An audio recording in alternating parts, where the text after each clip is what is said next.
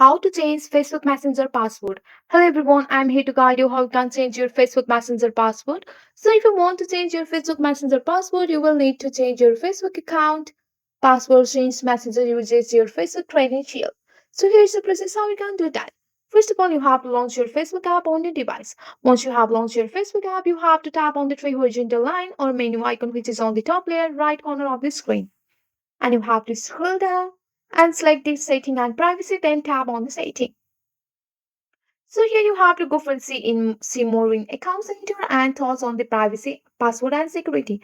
Once you are here, you have to find the change password option and tap on it. After that, you have to select the account and you have to write your current password. And after that, you have to write your new password and retype your new password.